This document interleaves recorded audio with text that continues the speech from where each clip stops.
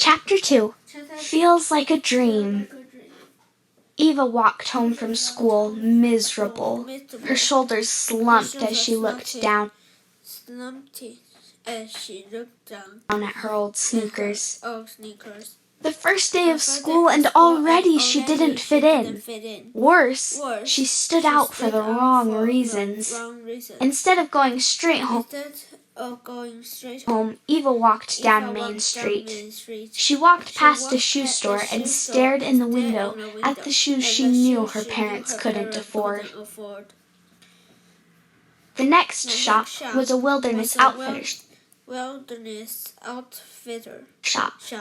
There, Eva saw the exact water bottle that the girl, whose name turned out to be Emma,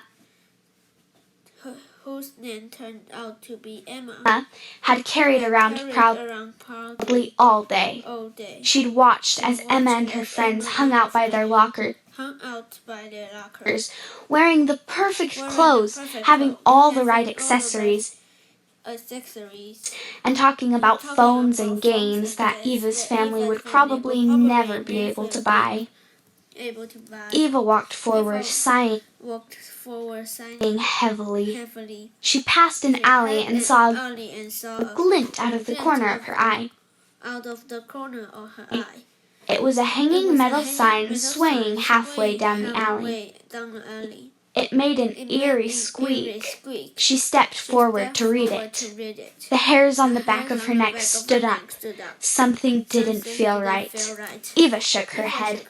Was she scared of a little alley and a sign in the middle of the day on a busy street?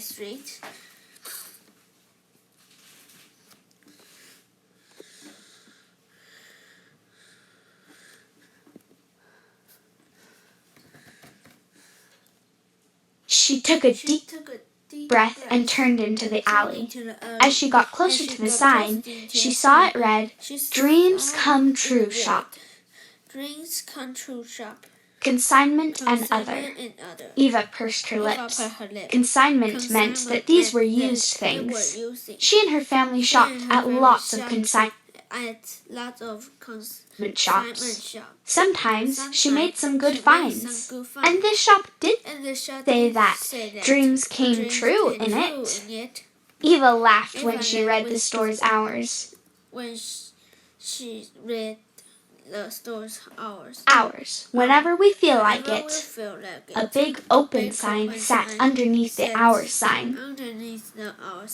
The huge wooden door looked like it belonged to a haunted mansion instead of a shop. Eva turned the door handle and pushed it open. Eva had expected the place to be dark and dingy, but it was incredibly bright. Part of that, she assumed, had to do with a lighting section to the side. All of the lamps and chandeliers were on. The store was filled with random quirky things. Housewares, books, doorknobs, clothes. The place was packed. To the right of the lighting section was a book section. Some books were new, others looked more than 100 years old. To the left, there was both antique and modern furniture. Straight ahead was a huge clothing section next to an entrance leading to another section of the store. What Eva didn't see was anyone else. She looked around, feeling uneasy. The only sound in the shop was from the clocks in the home section, all ticking to the same beat. She wondered if she should say hello, but she felt too shy. The air in the shop hung heavy, and Eva felt almost like she'd stepped out of time. A shirt in the clothing section caught Eva's eye. It was Emma's shirt, but in a different color. She swallowed down her uneasiness and picked up the shirt.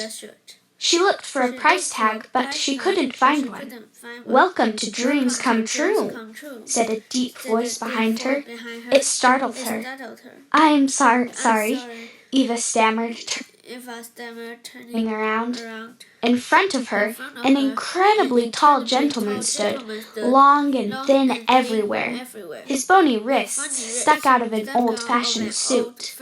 His face seemed to glow a little. He gave the impression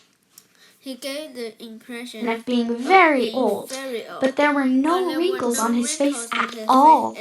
His hair was plastered to his head, almost like it was colored on dark brown. He chuckled. "Whatever are you sorry for, dear? You are in a store after all. I'm the proprietor here. At your service." He smiled at her, and despite his kind words, Eva didn't feel warmed by them. "I can't find a price tag," she said finally. The smile on his face widened. "Prices don't matter here, my dear. This is a store where dreams come true. Why don't you try on that shirt to see if it fits? If it does, then we'll talk about price." He gestured to the entrance of a room behind the clothing section. Eva didn't feel totally comfortable with this arrangement. As if reading her mind, he said, "I'll be in the front of the store while you try on whatever it is you'd like to try on. The dressing rooms are totally private with locks on doors." He moved away from her, still smiling.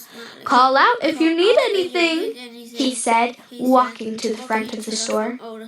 Eva clutched the shirt to her chest, unsure what to do. Then the door to the front of the store opened, and a mom and her child came in. For some reason, Eva felt better having more people in the store. While the proprietor spoke with the new customers, Eva took a deep breath and moved toward the room in the back.